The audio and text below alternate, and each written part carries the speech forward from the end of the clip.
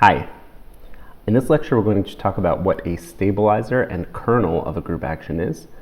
Then we're going to discuss conjugation as a group action and show what the associated stabilizers and kernels are. Okay, let's get started. First, group action. We'll refresh what that is. Then we'll define stabilizer and kernel, and finally see how conjugation works as a group action. Okay. First, we define a group action. Let G be a group and A be a set. We say that G acts on A if we have a map from the Cartesian product of G and A to A, denoted by phi of GA equals G dot A. And this has to satisfy two properties. First of all, if you act first by G2 and then by G1, that's the same as if you first use the group law to compose G1 and G2, and then you act on A.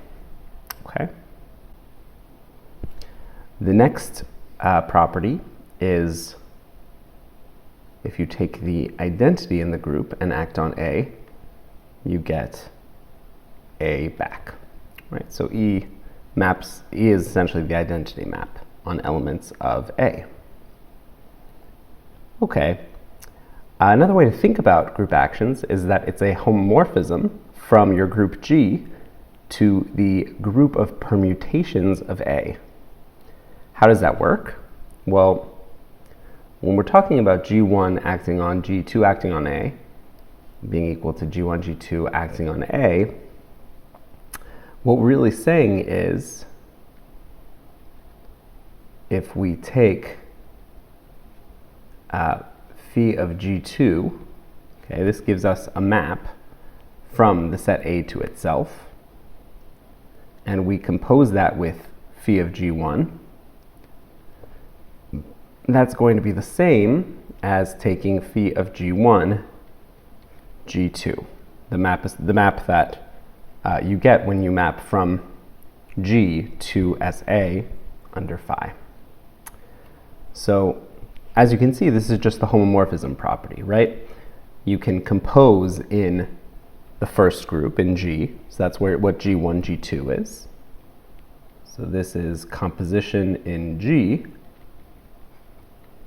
Or you can compose after applying the map phi, and that gives you composition in SA.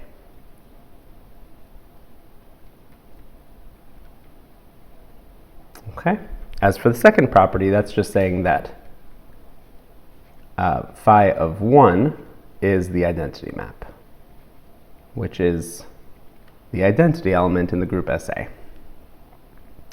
Okay. So let's think about group actions. So we're going to think about the group D8 acting on vertices of the square. So we have 4 vertices of the square. We'll label them counterclockwise 1, 2, 3, 4. And we have two typical, we usually talk about two generators of the dihedral group, the rotation R, which turns the square by 90 degrees. So this is R. Alternatively, you pick a line, and we'll take the line through 1 and 3, and then you do a flip over the line. So 1 and 3 stay constant, but 4 and 2 switch places. Okay, and this is S. Okay. So when we're thinking about the group action of D8 on the set 1, 2, 3, 4 as vertices of the square, let's think about how the group element R acts on the elements of that set. So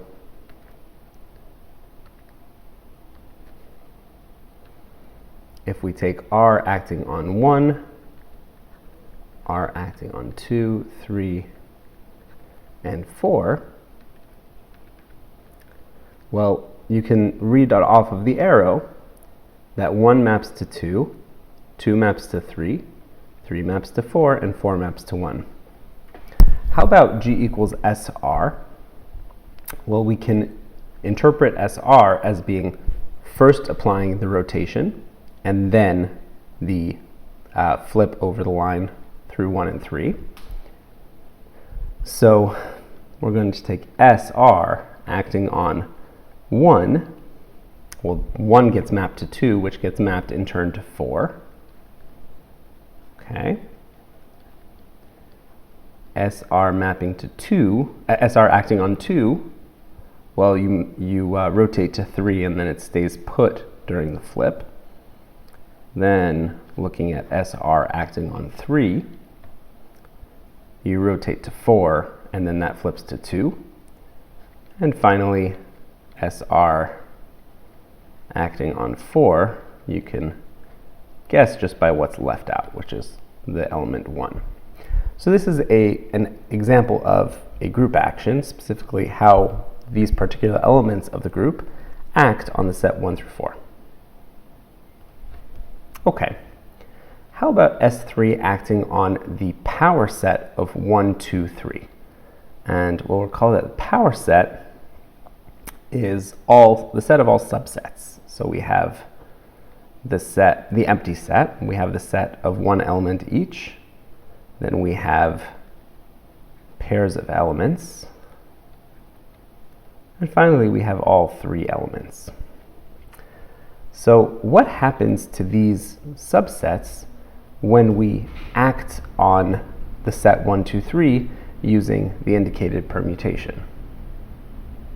Well, if we're swapping 1 and 2, so the set 1, 2, 3, even when you swap the elements 1 and 2, it's still the set 1, 2, 3. So it just maps to itself under G.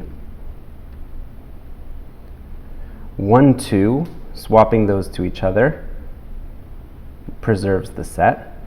When I try to swap 1 and 2 in 1, 3, I get mapped to 2, 3, and vice versa. When I swap 1 and 2, from 1 I get to 2, from 2 I go back to 1, 3 doesn't get affected by that swap, and the empty set maps to itself. Okay? Let's see another one. We'll borrow this breakdown.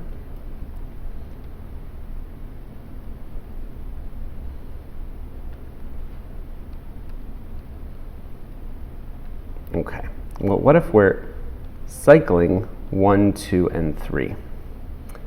Well, here, again, 1, 2, 3, you're not going to change the elements of that set by cycling them. 1, 2, well, 1 gets mapped to 2, 2 gets mapped to 3, so this goes to 2, 3. 2, 3, 2 goes to 3, and 3 goes to 1, so this goes here. 1, 3, 1 goes to 2, and 3 goes to 1, so this goes here. Okay. How about 1? Well, 1 maps to 2, so this goes here. 2 maps to 3, so this goes here. And 3 maps to 1, so this goes back to here. Okay, and then we have the empty set mapping to itself again. So this demonstrates how these group elements act on the power set. Some elements get mapped to themselves, some elements get shuffled around, and it depends what group element you're using. Okay, now that we've refreshed our memories about what a group action is, we can talk about what the kernel of a group action is, as well as a stabilizer. So let's say we have G acting on A, being a group action. And in case we haven't seen that, this curved right arrow means acting on. The kernel is the subgroup of G acting as the identity on A. In explicit terms, if we have the kernel of the group action G on A, that's the set of G such that for any A in A, G dot A equals A. Okay? Group elements acting as the identity on the set A. How about the stabilizer? Okay, so we're going to fix a particular element in our set called S. the stabilizer of S in G is the subgroup of G sending S to itself, or fixing S, or stabilizing S. And this might be denoted stab G of S. More often it's G sub S, subscript S. Okay, and this is the set of G in G such that G dot S equals S. Okay?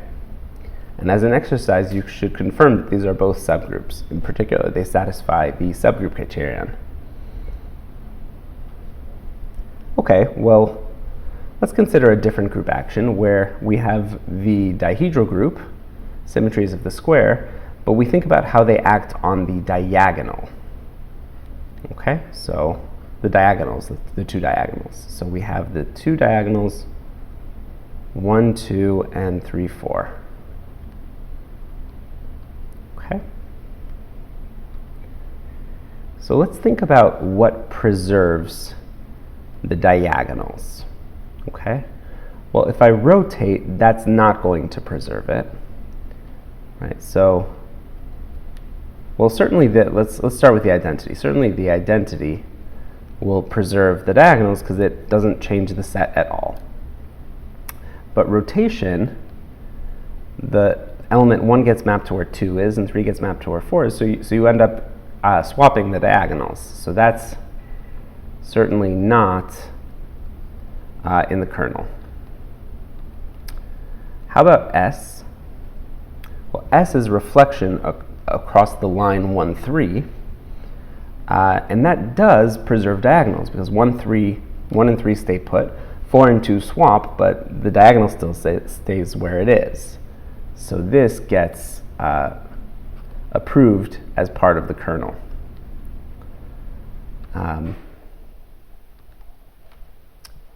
Okay, how about, what else could we do? Well, rotating 1 square didn't work, but what if I rotate enough so that 1 goes to where 3 is? So if I take r squared.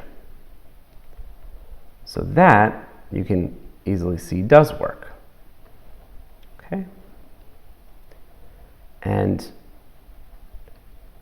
because these two work, and the kernel is a subgroup, this is also going to work. So what we're going to have is after checking the remaining elements of the group, it's going to be the subgroup given by E, S, R squared, and R squared S. You can also write this as the subgroup generated by R squared and S. Okay. How about the stabilizer of 1, 3? So this is going to be the set of group elements in D8 such that G acting on the diagonal 1, 3 remains the diagonal 1, 3.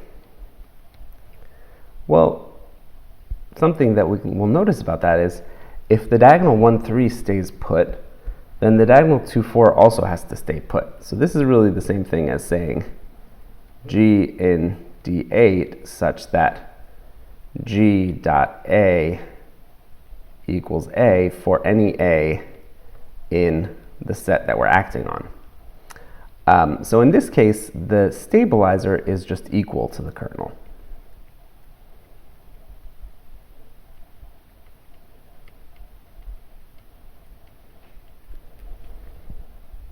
Okay.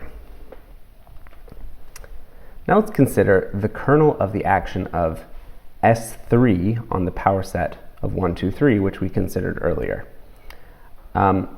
Well, this action is going to have trivial kernel. Why is that? Well, there's going to be, so any permutation will move, or rather any non-trivial permutation, got to be careful, permutation will move some singleton I to some other singleton j. Okay? So any permutation you have, if it's not the identity permutation, it has to map something to something else, and then all of a sudden you're not acting as the identity. Okay, well let's consider some stabilizers. What is the stabilizer of the empty set? Well, as we saw earlier, no matter how we shuffle the elements of 1, 2, 3, the empty set stays empty. So this is going to be the full group. And the same reasoning applies to the stabilizer of the full set 1, 2, 3. No matter how I shuffle it, it's still the full set. So both of these are the full group. How about the stabilizer of 1? Well, okay, so if 1 has to stay put, it's going to be sitting in a 1 cycle. So what we're going to be looking at is the group generated by the permutation 2, 3. And in fact, the same stabilizer stabilizes the pair 2, 3. So we've got some symmetry going on here in this symmetry group. Okay, now let's consider a very particular type of group action. We've seen what stabilizers and kernels are, and now we're going to see what happens when our group action is action by conjugation. So the way that the group is going to act on itself, we have, so G dot A, this is going to be equal to GA, G inverse. Okay, and the composition here is just the standard composition in the group because A and G are in the group. Okay, so we just have to convince ourselves that this is actually a group action. So let's recall the two properties. The first property is that G1 dot G2 dot A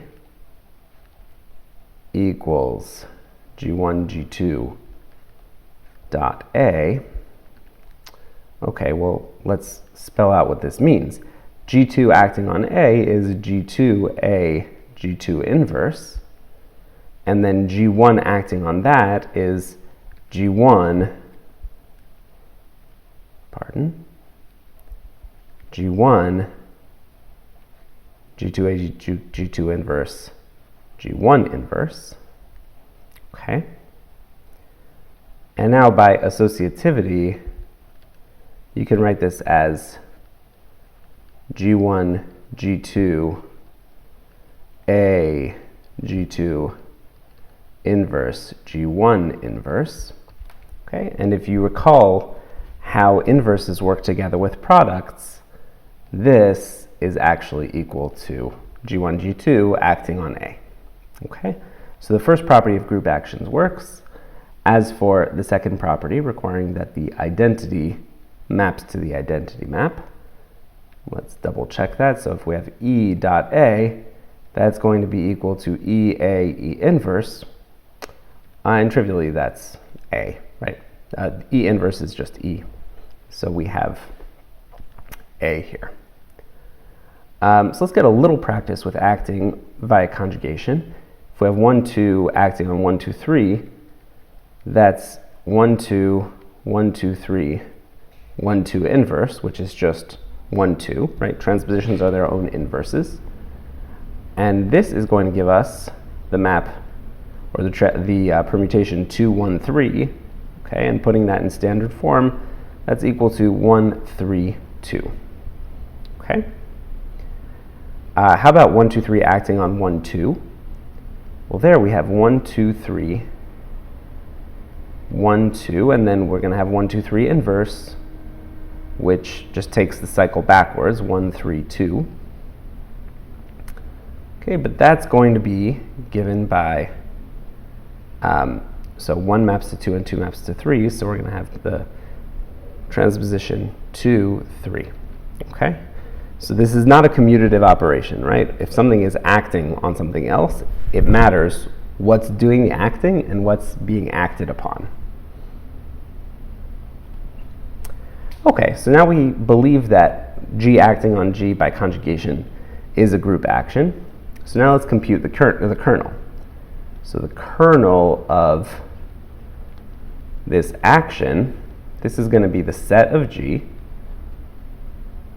in G, such that for any A in G, GA G inverse is equal to A. Okay? Another way of writing this is the set of G in G such that for any A in G, GA equals AG. Okay? So this is the set of group elements G which commute with everything in the group. Okay? And this is called the center of the group. Okay? So this is the name that we give to G, the kernel of G acting on G. It's called the center of G. And it's Z because this was done in German, so it's something like Zentrum or something. And let's consider S3 acting on S3. Well, it would have to be a group element G in S3 which commutes with any other group element, with all H in S3. But the only group element in S3 that commutes with everything is the identity. So this implies that the center of S3 is just the trivial subgroup. Okay, the identity permutation. Okay, now we can consider another permutation, another group action, apologies. And for that, we need a bit of notation. If we have G in the group and A contained in G, some subset of the group, a set of elements in the group, when we say GA G inverse, what we're talking about is the set of conjugated elements GA G inverse for all A in A. Okay? So you just take the list of elements of A, conjugate them all by G. Okay, then we want to believe that G acting on P of G by conjugation is a group action. Okay, so G acting on G by GAG inverse is a group action. And again, we can check the properties. So G1, G2 acting on A should be equal to G1, G2 acting on A. But it's straightforward to do the math here that you're basically checking element by element that acting by G2 then by G1 is the same as first composing them and then acting. So this is valid. And acting by the identity should give you the set back, which this is just EA, E inverse for A and A. So you're just going to get all of the elements of A back, which means that we get A back. So indeed, this is a group action. Okay. Now, let's consider the stabilizer under this group action for a subset A in G. Okay, so A is an element of a power set of G. When we say A is a subset of G, that's equivalent to saying A is in the power set of G. Okay, so let's consider what it means to be stabilizing A. So this is the set of elements G in G such that GA G inverse is equal to A. Okay, you conjugate A by G, you get A back. This is not the same thing as saying that G commutes with everything in A. Okay, and I'll make that note explicit. Not the same as saying that G commutes all A in A. Okay, so what might it do? Conjugating the elements of A might shuffle them around. But as long as the set stays the same, we still consider it as stabilizing A. Okay, oops. Oh no.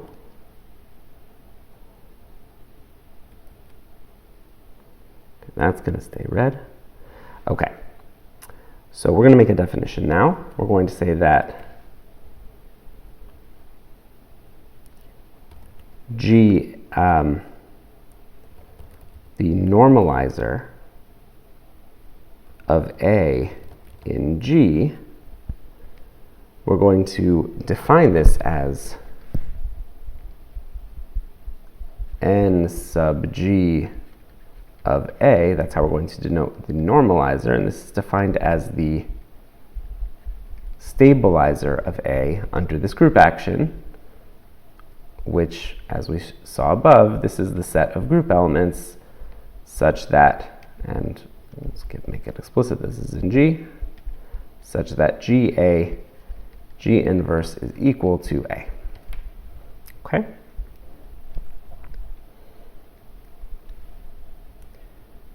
Okay, so now we've got the center of a group, which is the kernel of conjugation of G on G. And now we have normalizers, which come from taking stabilizers of the group action of G on the power set of G. Okay, so let's do a computation to see how this works. So if we're looking at S3 acting on the power set of S3, let's consider the subset which has the identity permutation, the 3-cycle 1, 2, 3 and the 3-cycle 1, 3, 2. What will the normalizer of that set be? So how do we compute this? Well,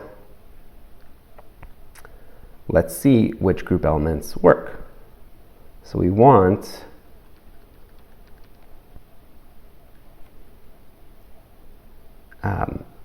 G inverse equal to A. So let's see what happens when we take various group elements. So certainly E always works, right? E inverse should be equal to A, check.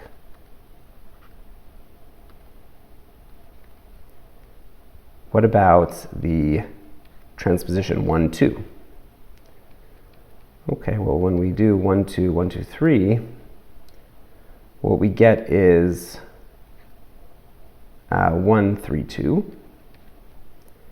And when we take 1, 2, 1, 3, 2, what we get is 1, 2, 3. Okay, so we end up swapping those 2, 3 cycles, but the set A is preserved. So that means that 1, 2 is, or let me put this down here, is in the normalizer of A. And checking each of these group elements one by one, checking all group elements shows that, in fact, all of the group elements satisfy this relation. The normalizer is the whole group. Okay? And we'll make a definition that if the normalizer is the whole group, then we say that, or rather, if A is a subgroup of G, and the normalizer is the whole group, then we say that A is normal. Okay, it's a normal subgroup. Okay, we require that the normalizer of A is equal to G. Okay. Now, let's consider a different subset. So we'll have E and 1, 2, and we're curious about the stabilizer of A in S3. Okay? in particular the normalizer. So the normalizer of in S3 of A. Okay, so let's see. So certainly the identity works. What about 1, 2? Well, 1, 2 commutes with itself, so this is going to certainly, conjugating by 1, 2 gives you 1, 2 back. How about 1, 3? Well, if we conjugate 1, 3, if we conjugate 1, 2 by 1, 3, what we'll get is the transposition 2, 3. So that does not work. Okay. Keeping on, if we take the transposition 2, 3, so we'll conjugate 1, 2 by 2, 3. What we're going to get is the transposition 1, 3. Okay, that also does not land us in A, so 2, 3 is not going to be in our normalizer. Okay, we're almost done with group elements. We just have 1, 2, 3 and 1, 3, 2. With 1, 2, 3, when we conjugate, what we get is 2, 3. Okay, so that also doesn't work.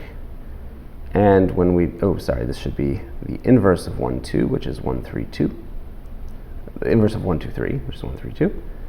And then when we do this way,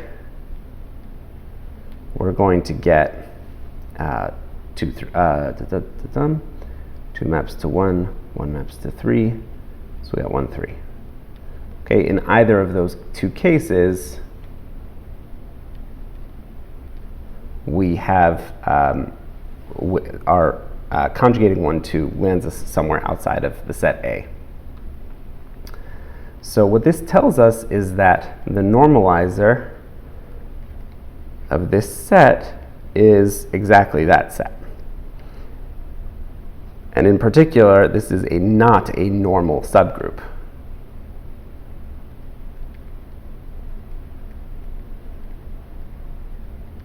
Okay. Now let's consider a different action. So we've said that the normalizer, it fixes A. So if we take any group element in NG of A, which we know is a subgroup of G, then GA G inverse is going to be equal to A. Okay, but that doesn't mean that GA G inverse equals A for any A in A.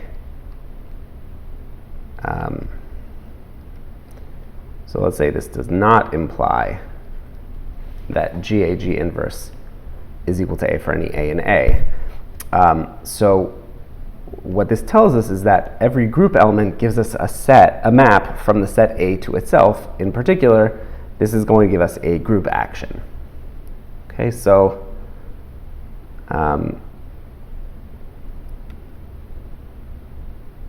G, we can have for any G in NG of A, and for any A in A, we can have the group action be defined as G acting on A gives you GA G inverse, kind of like the first group action by conjugation that we saw. But here our group is restricted to the normalizer. Okay. And it's not hard to check this is a group action.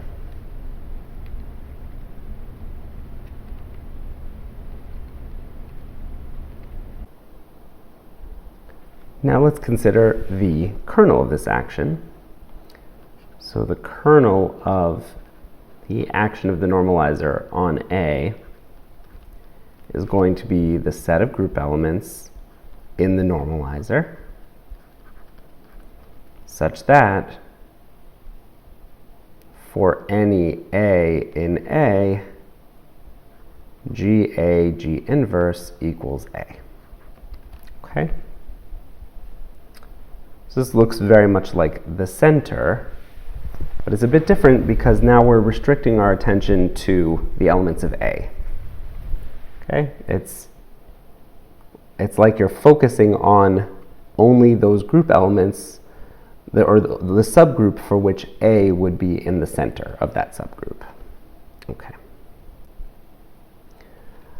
Let's make one note about about group elements not in the normalizer. So if we have G in the group excluding the normalizer, the fact that I'm not in the normalizer means that there's some element in A such that GA G inverse is not in A.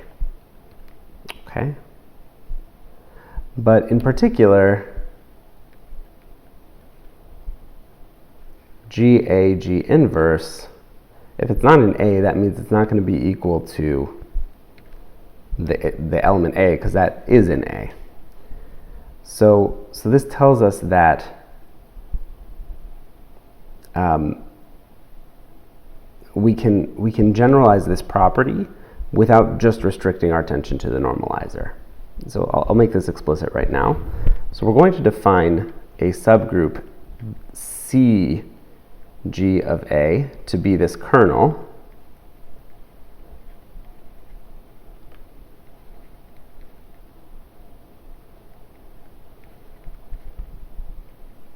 which is the set of G in the normalizer for which GA G inverse equals A. But this is also going to be equal to the set of G in the whole group for which GA G inverse is equal to A. Okay? Because that note tells us that even if we allow G from throughout the group, we're still going to land up with only things inside of the normalizer. Let's summarize what we've done so far. If we take G to be a group, A a subset of that group, then the center of the group, which doesn't rely on A, this is just the set of elements G in G such that for any A in G, GA equals AG. Okay. And that's also accessible as the kernel of G acting on G by conjugation.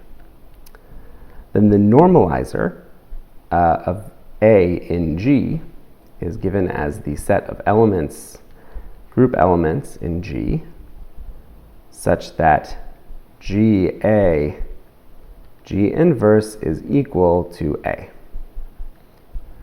Alternatively, this is the stabilizer of A when we're having G act on the power set of G by conjugation. Finally, the centralizer, CG of A, this is the set of group elements in G such that GA, G inverse equals A for all A in A. Okay? And another way of getting this is as the kernel of the group action of the normalizer on A, the normalizer of A and G acting on A by conjugation. Okay, and let's finish it up with a computation. So we'll take, for our example, the quaternion group Q8. Okay, just to refresh your memory, Q8 is the set of elements plus minus 1, plus minus I, plus minus j, and plus minus k. And we know that I squared equals j squared equals k squared equals minus 1. Minus 1 squared equals 1. And there's this complicated non-commutative rule for how you multiply I, j, and k. Okay, so what's the center of Q8? that's the set of elements which commutes with everything else in the group.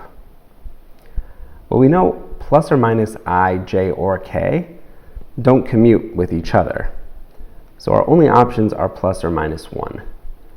And indeed, that's the center of the group. It's the group generated by minus 1, or the subgroup whose elements are plus or minus 1. How about the normalizer of, this notation is off, it should be the normalizer of A in Q8, where A is the set I minus I. So we're looking for what we can multiply, what we can conjugate the set I minus I by and get the same set. Well, obviously plus or minus 1 works, so let's add that in here. But when we think about how j conjugates I, so jij, that's going to be minus I. Okay, so it doesn't commute with I, but it only flips the sign. So it's going to stay in this normalizer. So too, plus or minus k. Oh, and plus or minus I we get for free because I commutes with itself. So indeed, the normalizer is the whole group. And in particular, well, A isn't a subgroup, so we can't say that it's a normal subgroup. How about the centralizer of A in Q8? And again, the notation is off. This should be the set of elements that commute with everything in A. Okay, so for that, obviously plus or minus 1 commute with everything, and plus or minus I commutes with itself. But j and k do not commute with I or minus I. So in this case, we're done. And this you can also get as the subgroup generated by I. Okay? So hopefully that gives you some insight into stabilizers and kernels and how we can use those to define the center, the normalizer, and the centralizer. And I'll see you next time.